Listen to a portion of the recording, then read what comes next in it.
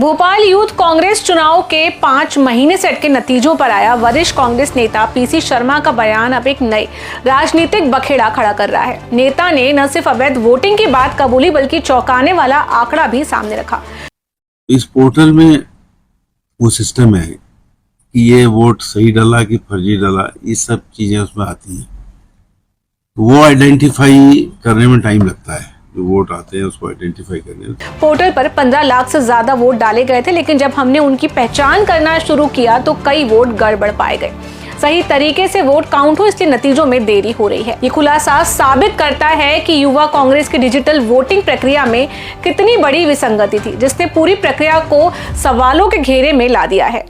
जब इस लेट लतीफी के कारण युवाओं के बीच बढ़ रही निराशा और पार्टी पर पड़ने वाले बुरे असर पर सवाल किया गया तो पूर्व नेता ने इसे हल्के में लेते हुए कहा, इस देरी का कांग्रेस पर कोई बुरा असर नहीं पड़ सकता, क्योंकि यूथ का पूरा भरोसा कांग्रेस के नेता राहुल गांधी पर है। पूर्व नेता का यह दावा भले ही राहुल गांधी के भरोसे पर टिका हो, लेकिन 15 लाख वोटों में गड़बड़ी की बात ने पार्टी की साख पर गहरा दाग लगाया है। ये सवाल अब भी अनुत्तरित है। यदि 15 लाख वोटों में गड़बड़ी पाई गई तो क्या ये सीधा सीधा कांग्रेस के ऑनलाइन वोटिंग पोर्टल की विफलता का नहीं है? इस डिजिटल फ्रॉड के लिए कौन जिम्मेदार है? इतने बड़े पैमाने पर अवैध वोटिंग करने वालों की पहचान हो चुकी है? क्या पार्टी ने उन पर कोई कार्रवाई की है ताकि भविष्य में ऐसी धांधली न हो? क्या युवा नेता ये मानकर चल रहे हैं कि युवाओं के पास कांग्रेस के अलावा कोई विकल्प नहीं है?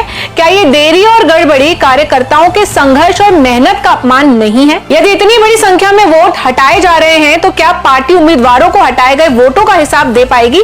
परिणाम घोषित करने से पहले पारदर्शिता सुनिश्चित करने के लिए क्या कदम उठाए जा रहे हैं? राहुल गांधी पर भरोसा अपनी जगह है, लेकिन कार्यकर्ताओं का मनोबल टूटना कांग्रेस की चिंता नहीं है। भोपाल यूथ कांग्रेस का चुनाव अब सिर्फ जीत हार का नहीं, बल्कि डिजिटल विश्वसनीयता, आंतरिक लोकतंत्र और संगठनात्मक जवाबदेही का मुद्दा बन चुका है। कांग्रेस नेतृत्व को जल्द से जल्द स्पष्टीकरण देना होगा, नहीं तो राहुल गांधी पर भरोसे का यह दावा कहीं खोखला न साबित हो जाए। जो चुनाव हुए थे इस बार युवक कांग्रेस के, पूरे मध्य प्रदेश के थे, हर जिले के थे। इसमें जो वोटिंग थी वो ऑनलाइन थी, जिसमें आपका आधार कार्ड भी बताना था। ये था वोट बहुत हो गए, करीब 15 लाख से ऊपर। इस पोर्टल में वो सिस्टम है कि ये वोट सही डाला कि फर्जी डाला, ये सब चीजें उसमें आती हैं।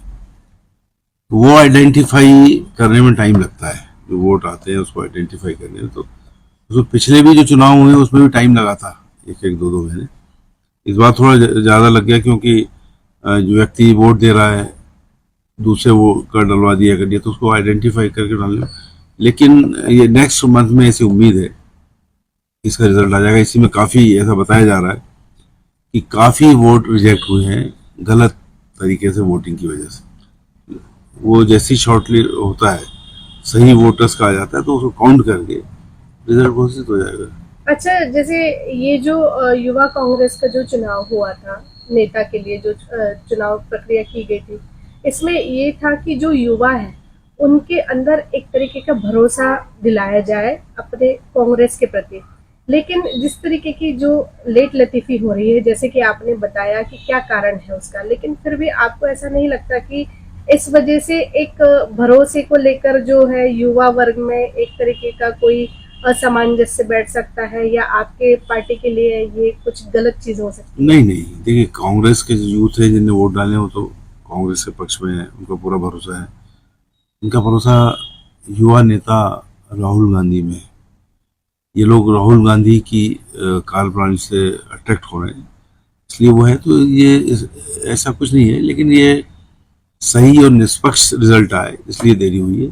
और मैं समझता हूँ कि सभी युवाओं का पूरा विश्वास राहुल गांधी में, कांग्रेस के सिस्टम में, युवा कांग्रेस में है। क्या इसी लेट लतीफी से निराश होकर पार्टी के अन्य कार्यकर्ता एवं उम्मीदवार दूसरे राजनीतिक दलों की तरफ रुख कर रहे हैं, और कांग्रेस की आला कमान इस खतरे को कितनी गंभीरता से लेते हैं, ये सोचने वाली बात है। एमएस के लिए स्वाति की रिपोर्ट।